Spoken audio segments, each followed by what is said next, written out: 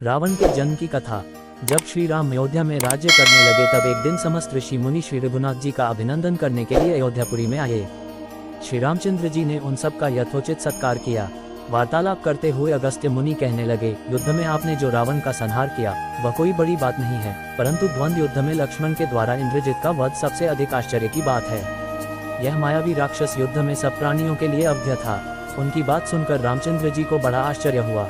वे बोले, मुनिवर, रावण और कुंभकर्ण भी तो महान पराक्रमी थे, फिर आप केवल इंद्रजित मेघनाद की ही इतनी प्रशंसा क्यों करते हैं? महोदर, प्रहस्त, विरूपाक्ष भी कम वीर न थे। इस पर अगस्त्य मुनि बोले, इस प्रश्न का उत्तर देने से पहले मैं तुम्हें रावण के जन्म, वर प्राप्ति आदि का विवरण सुनाता हूँ। ब्रह्मा जी के पुलस्त्य नामक पुत्र हुए थे जो उन्हीं के समान तेजस्वी और गुणवान थे। एक बार वे महगिरी पर तपस्या करने गए। वह स्थान अत्यंत रमणीक था, इसलिए ऋषियों, नागों, राजर्षियों आदि की कन्याएं वहां क्रीड़ा करने आ जाती थी। इससे उनकी तपस्या में विघ्न पड़ता था। उन्होंने उन्हें वहां आने से मना किया।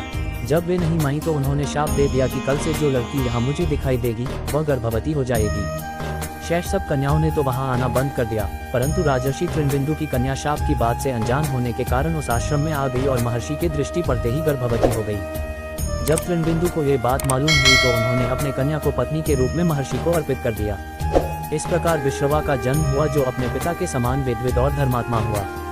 महामुनि भरद्वाज ने अपनी कन्या का विवाह विश्रवा से कर दिया। उनके वैश्रवण नामक पुत्र हुआ। वह भी धर्मात्मा और विद्वान था। उसने भारी तपस्या करके ब्रह्मा जी को प्रसन्न किया और यम, इंद्र तथा वरुण के सदृश लोकपाल का पद पाया। फिर उसने त्रिकूट पर्वत पर बसी लंका को अपना निवास स्थान बनाया और राक्षसों पर राज्य करने लगा। श्री राम ने आश्चर्य से पूछा, तो क्या कुबेर और रावण से भी पहले लंका में मांसभक्षी राक्षस रहते थे? फिर उनका पूर्वज कौन था? ये सुनने के लिए मुझे कौतूहल हो रहा है। तब अगस्त्य जी बोले, पूर्व काल में ब्रह्मा जी ने अनेक जल जंतु बनाए और उनसे समुद्र के जल की रक्षा करने के लिए कहा। तब उन जंतुओं में से कुछ बोले कि हम इसका रक्षा करेंगे और कुछ ने कहा कि हम इसका यक्षण पूजा करेंगे। इस पर ब्रह्मा जी ने कहा कि जो रक्षण करेगा वह राक्षस कहलाएगा और जो यक्षण करेगा वह यक्ष कहलाएगा। इस प्रकार वे दो जातियों में बढ़ गए। राक्षसों में हेति और प्रहेति दो भाई थे।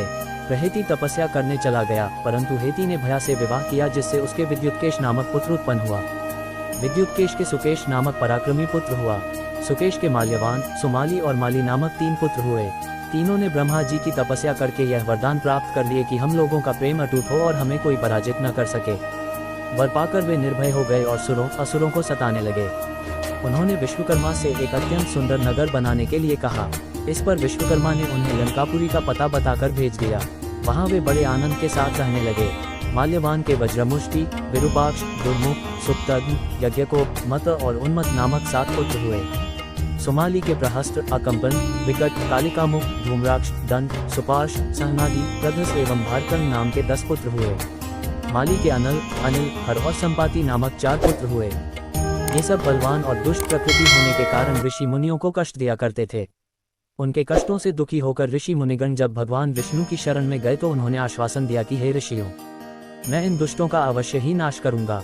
जब राक्षसों को विष्णु के इस आश्वासन की सूचना मिली तो वे सब मंत्रणा करके संगठित हो माली के सेनापतित्व में इंद्रलोक पर आक्रमण करने के लिए चल पड़े।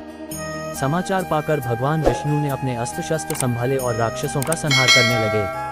सेनापति माली सहित बहुत से राक्षस मारे गए और शेष लंका की ओर भाग गए। जब भागते हुए राक्षसों का भी नारायण संहार करने लगे तो माल्यवान क्रोध होकर युद्ध भूमि में लौट पड़ा।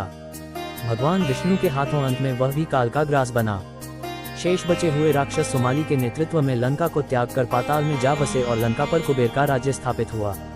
अब मैं तुम्हें रावण के जन्म की कथा सुनाता हूँ।